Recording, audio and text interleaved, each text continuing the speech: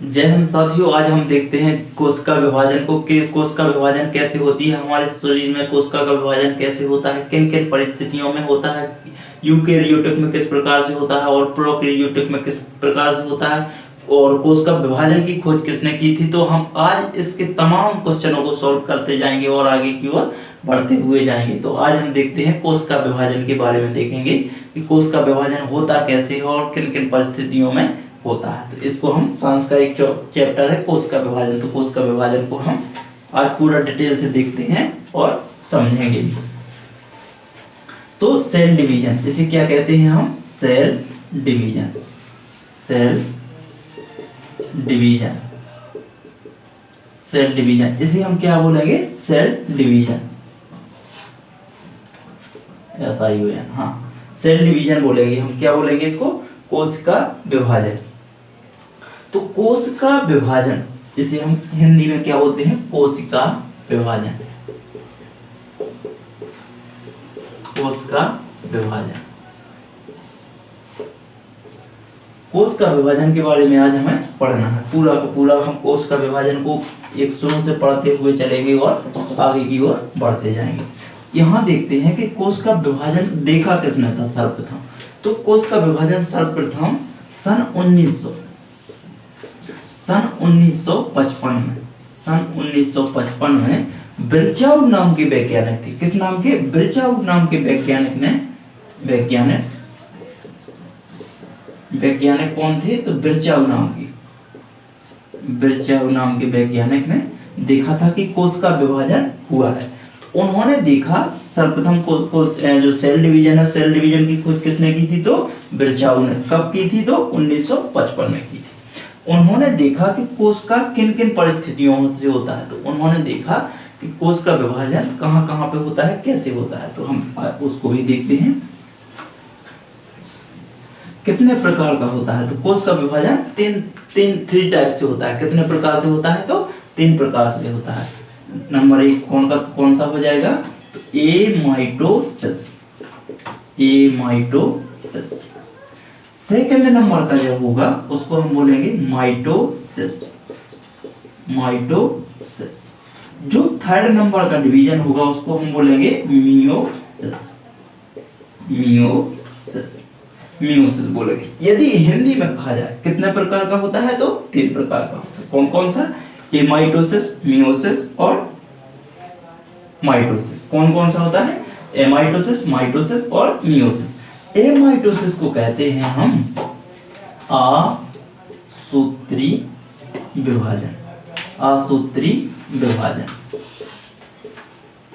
जब हम देखने जाएंगे मियोसिस को हम बोलते हैं समसूत्री विभाजन।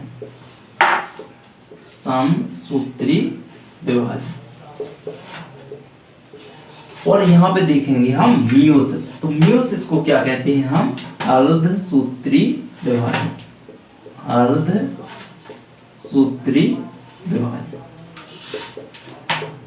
अर्धसूत्री विभाजन। तो हम सभी को क्या करेंगे? एक एक करके धीरे धीरे पढ़ लेंगे। सभी को एक एक करके सबको पढ़ लेते हैं। सबसे पहले हम देखेंगे एमाइटोसिस। तो हम इनको सबसे पहले देख लिया है हमने कि कितने टाइप से होता है? 3 टाइप से होता है। Amitosis, mitosis, meiosis.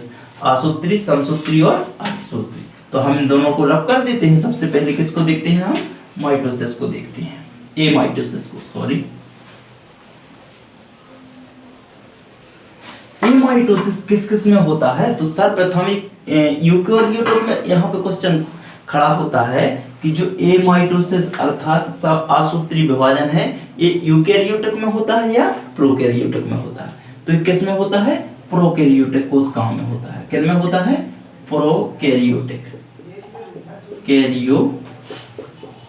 प्रोकैरियोटिक कोशिकाओं में होता है। एमाइटोसिस जो सेल डिवीजन है किसमें होता है?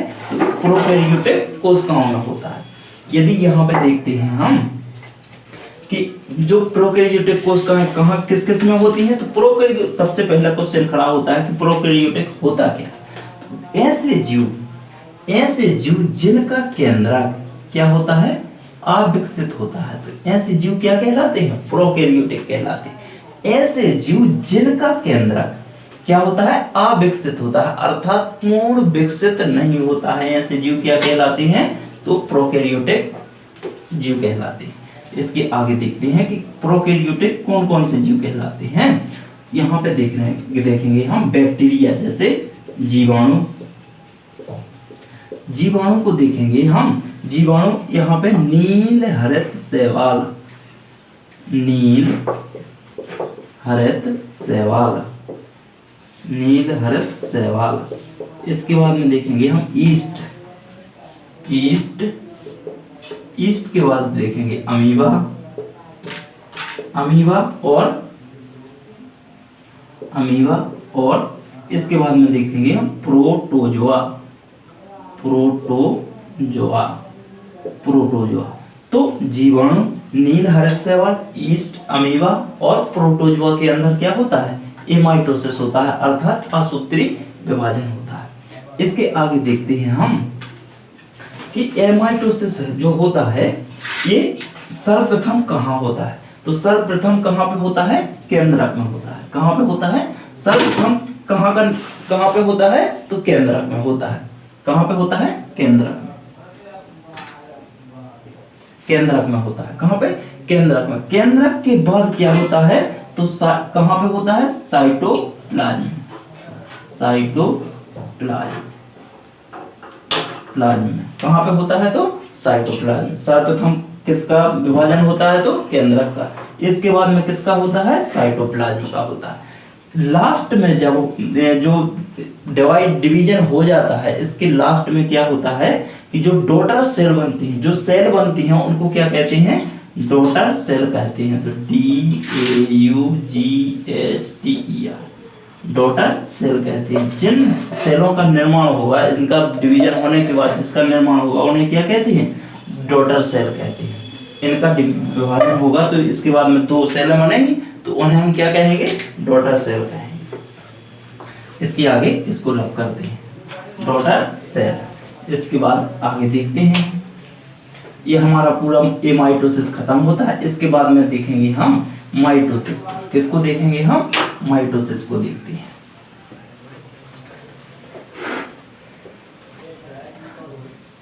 ऐसे जीवाणु होते हैं जिन्हें हम सूक्ष्मदर्शी के माइक्रोस्कोप के द्वारा देखा जाता है। ऐसे जीवाणुओं को किसके द्वारा देखा जाता है, तो माइक्रोस्कोप की सहायता से देखा जाता है। इनमें क्या होता है, एमाइटोसिस होता है, अर्थात अर्धसूत्री विभाजन होता है। इसके बाद में देखेंगे हम मियोसिस, माइटोसिस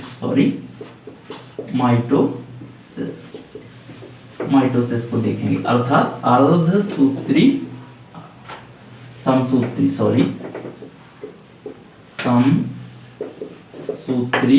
विभाजन, समसूत्री विभाजन को देखेंगे हम।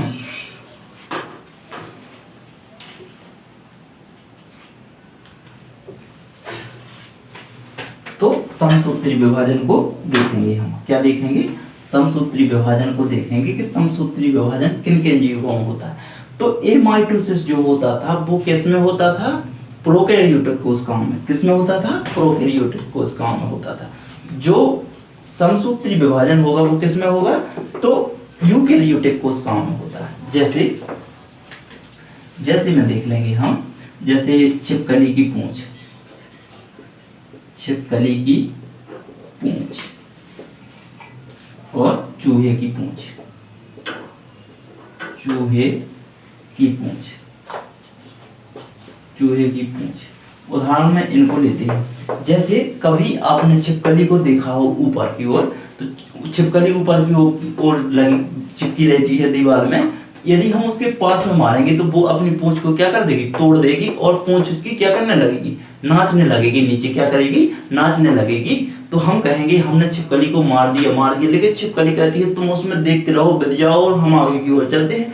4 से 5 दिन के बाद वह अपनी पूंछ लेकर आ जाएगी और कहेगी लो तुम रखे रहो उसको, हमारी नई पूंछ आ गई है। तो ये क्या है, ये मियोसिस है। क्या है, माइटोसिस है, अर्थात समसूत्री। उस पूंछ के समान दूसरी पूंछ आ गई। चूहे की पूंछ पर यदि आप वजन रख दोगे तो वह ऊपर का कवर हटा करके चल देगा और कहेगा इसको तुम रखे रहो, हम आगे की ओर चलते हैं। तो ये क्या है, चूहे की पूंछ। तो इसके ये किसके अंतर्गत आएंगे, तो समसूत्री विभाजन के अंतर्गत आएंगे। तो हम इनको पढ़ेंगे। इसके बाद में हम जो समसूत्री विभाजन है, ये कितने भागों में बांटा गया है, 4 भागों में बांटा गया है। इसको प्रोफेज कहेंगे। क्या कहेंगे, प्रोफेज। पहला प्रोफेज, दूसरा हो जाएगा एनाफेज,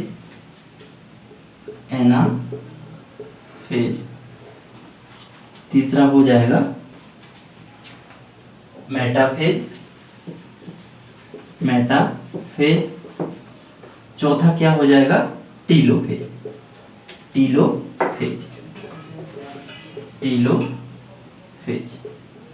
इसके अंतर्गत देखते हैं प्रोफेज, एनाफेज, मेटाफेज और टीलोफेज।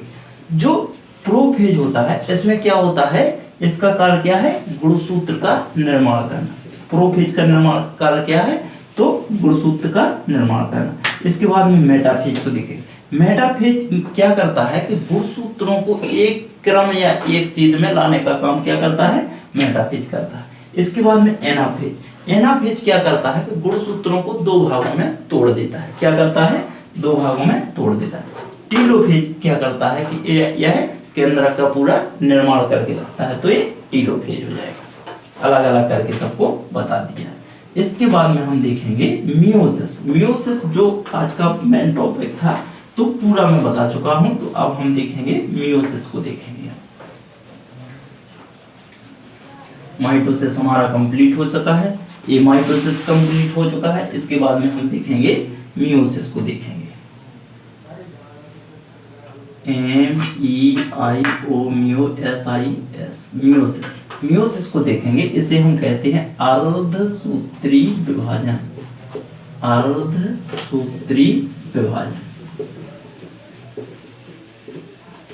अर्धसूत्री विभाजन कहेंगे हम इसे।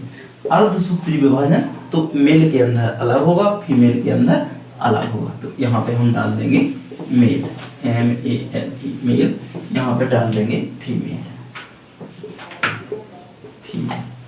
मेल को अलग देखेंगे और फीमेल को अलग देखेंगे। यहाँ पे देखेंगे मेल में यदि संख्या में कहा जाए, मेल के अंदर यदि संख्या में कहा जाए तो कितने गुणसूत्र होते हैं, 46। यदि जोड़ा में कहा जाए तो कितने होते हैं, 23 जोड़े। कितने होते हैं, 23 जोड़े। देखिए स्टूडेंट, हमारे जो सर हैं अभी खाना पका रहे हैं, हम आपको पढ़ा रहे हैं। तो यहाँ देखिए, तो यहाँ पे अभी चावल और सब्जी बना रहे हैं सर, कढ़ी बना रहे हैं, तो सब बन रहा है। और यदि खाना हो तो सर से संपर्क कीजिए। सर हमारे खाना में लगे हुए हैं और हम आपको पढ़ा रहे हैं। और यहाँ देखेंगे यदि फीमेल में देखा जाए तो यहाँ पे भी कितने होते हैं, 46 जोड़े होते हैं। कितने होते हैं, 46। अर्थात जोड़े में कहा जाए तो 23 जोड़े। फीमेल अर्थात महिला, यहाँ पे महिला लिखे देते हैं, महिला। यहाँ पे पुरुष। आपको समझने में कोई कठिनाई नहीं जाएगी। जोड़े यहाँ पे देखते हैं हम। जब यहाँ पे यदि 46 यहाँ से आएगा, यदि मेल के अंदर से 46 गुणसूत्र आएगा और फीमेल के अंदर से 46 गुणसूत्र आएगा, 46 + 46, तो ये कितना हो जाएगा, 92 हो जाएगा। तो ये तो ससुरा क्या बन जाएगा, हाथी घोड़ा। 10-12 हाथ निकल जाएंगे, 4-6 आंख निकल आएंगे, 4-6 मुंह निकल जाएंगे, कान भी असंख्य हो जाएंगे, बाल यहाँ पूरे शरीर में बाल हो जाएंगे। कुछ भी हो सकता है, नहीं हो सकता है। तो 46 होंगे। और यहाँ पे यदि जोड़े में निकलेंगे तो 23 जोड़े यहाँ से निकलेंगे और 23 जोड़े यहाँ से भी निकलेंगे। तो कितने हो जाएंगे, 46 जोड़े। तो यही हो जाएंगे। जोड़ा में देखेंगे तो 46। उसने कहा वाह भाई, हद हो जाएगा, नहीं हो जाएगा। भगवान इतना दिमागदार था कि उसने सोचा ससुरा ये तो बहुत सारे हाथों के बन जाएंगे, यदि ये हो जाएंगे तो बहुत सारे हाथों के बन जाएंगे। तो उन्होंने कहा 2-4 मोड़े हो जाएंगे। तो उन्होंने कहा चलो ठीक है, देखते हैं। उन्होंने यहाँ पे क्या किया, अर्ध यानी आधा। यहाँ पे क्या लिखा, अर्ध यानी आधा करो इसको, सूत्र यानी गुणसूत्रों को। तो उन्होंने आधा किया। तो अब देखते हैं आधा किस प्रकार से होना है। आधा यहाँ पे आधा करेंगे तो कितने आएंगे, यदि इनको आधा करेंगे तो कितने आएंगे, 23 आएंगे कि नहीं आएंगे। तो 44 यहाँ पे कितने होंगे, 44 यहाँ पे लिख रहा हूं मैं और 2 यहाँ पे लिख रहा हूं, x और y यहाँ पे लिख रहा हूं। ये गुणसूत्र कैसे होते हैं, जोड़ा में होते हैं। कैसे होते हैं, जोड़ा में। तो 44 ये और 2 1 ये हो जाएगा, 2 ये हो जाएंगे तो 46 होंगे टोटल होंगे। ऐसे ही यहाँ हो जाएंगे तो 44 यहाँ हो जाएंगे। और जोड़ा में यदि कहा जाए तो यहाँ पे महिला में क्या होता है, XX होता है। क्या होता है, XX होता है। यहाँ पे देख लेते हैं, जब यहाँ से जो ये 44 होते हैं, 44 गुणसूत्र, इनको क्या कहते हैं, ऑटोसोम। Autosome, AUTO, autosome. इन 44 को क्या कहते हैं, ऑटोसोम। जो 2A हैं इनको क्या कहते हैं, आलोसोम। क्या कहते हैं, आलोसोम। यहाँ पे मेल को मैं रब कर रहा हूँ, AULO, आलो, SOME, आलोसोम। ठीक इसी प्रकार से इनको क्या कहते हैं, ऑटोसोम। इनको क्या कहते हैं, आलोसोम। Autosome, आलोसोम, autosome, आलोसोम। जो ये 44 हैं, ये 44 यहाँ से कितने निकलेंगे, अर्ध यानी आधे। और यहाँ पे भी आधे निकलेंगे। तो इन ऑटोसोम को क्या कहेंगे हम, इन ऑटोसोम को हम क्या करते हैं, ये शरीर का निर्माण करते हैं। क्या करते हैं, ये ऑटोसोम क्या करते हैं, ये शरीर का निर्माण करते हैं। तो 22 यहाँ से आएंगे और 22 कहाँ से निकलेंगे, यहाँ से निकलेंगे। तो 22 और 22 कितना होगा, 44। अब यदि X यहाँ से निकलेगा तो X एक यहाँ से निकलेगा, एक यहाँ से निकलेगा, एक यहाँ से, तो X यहाँ से निकला, सॉरी X, और X यहाँ से निकलेगा। तो क्या होगी, लड़की। क्या होगी, लड़की। क्या पैदा होगा, लड़की। और यदि Y यहाँ से निकला, क्या निकला, Y यहाँ से निकला, Y यहाँ से निकला, और यहाँ से तो फाइनली है कि X ही निकलना, तो X यहाँ से निकला, तो क्या होगा, लड़का। क्या होगा, बहुआ, लड़का। क्या होगा, लड़का जन्म लेगा। तो यदि कभी कभार ऐसा होता है कि गुणसूत्र में या तो कमी हो जाती है या अधिकता हो जाती है, कभी कभार ये दोनों निकल आते हैं, कभी कभार यहाँ से एक निकला तो यहाँ से दोनों निकल जाते हैं, ऐसा हो जाता है। तो क्या होता है कि जो अब आपके दिमाग में क्वेश्चन खड़ा होता होगा कि महिला और पुरुष ही बनता है, कभी कभार क्या बन जाते हैं, ताली ठोकने वाले बन जाते हैं, अर्थात जिन्हें बुंदेलखंड में खसुगा कहा जाता है, खसुगा बन जाते हैं। वो कैसे बनते हैं, चलो देखते हैं। अब आपके माइंड में क्वेश्चन नहीं रहेगा, अब आपको ये तो समझ में आ गया होगा कि पुरुष कैसे बनता है या बच्चा कैसे बनता है। तो 22 गुणसूत्र यहाँ से आएगा, जिन्हें क्या कहते हैं, आलोसोम, ऑटोसोम। और 22 आएंगे यहाँ से, जिन्हें क्या कहते हैं, ऑटोसोम, महिला से। तो यहाँ से 22 और 22 कितना होगा, 44। 2 यहाँ से, 1 यहाँ से, 1 यहाँ से, तो कितना बना, 2 बना। तो 2 टोटल कितना होगा, 46। तो 46 से लेकर अब उसे पता चल गया कि 46 हो चुके हैं, उन्हें पता हो चुका है कि लड़का या लड़की बनेगा। यदि यहाँ से X निकलेगा और यहाँ से X निकलेगा तो क्या बनेगा, लड़की। यदि यहाँ से Y निकलेगा और यहाँ से तो X निकलना ही है, तो यहाँ से क्या बनेगी, लड़की पैदा होगी। चलो इसके बाद में देखते हैं कि जो खसुगा होते हैं वो कैसे होते हैं, गे बोला जाता है, तो वो कैसे पैदा होते हैं, उनको देख लेते हैं। यदि गलती से यहाँ से क्या निकल आया, X निकल आया, गलती से यहाँ से X निकला, और यहाँ से क्या 22 तो ये निकलना ही निकलना है, वो 22 यहाँ से भी निकलना है, ये तो फाइनली है कि निकलना है। इसके बाद में यदि यहाँ से क्या निकल आए, दोनों X निकला है, क्या निकल आए, यहाँ से X निकला तो एक X ये हो जाएगा, यहाँ से दोनों X निकल आए तो दोनों X यहाँ से हो जाएंगे।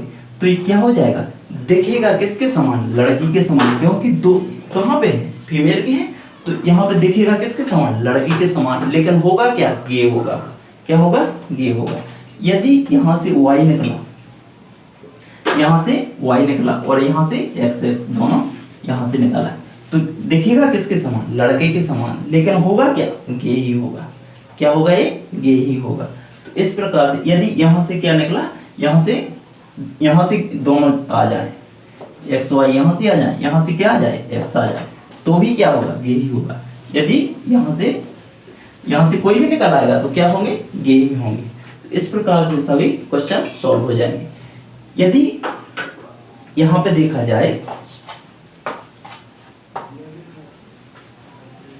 हाँ मैंने पहले बता चुका हूं कि जो ऑटोसोम है ये क्या करते हैं, शरीर का निर्माण करते हैं। जो यहाँ पे एक्स वाई है, आलोसोम है, ये क्या करते हैं, लिंग का निर्धारण करते हैं। क्या करते हैं, लिंग का निर्धारण करते हैं कि लड़की होगी या लड़का होगा।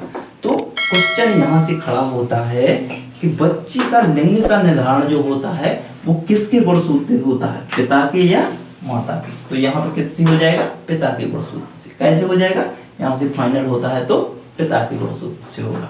इसके आगे अगला चैप्टर और देखेंगे जो कि वो कल कराएंगे। जय।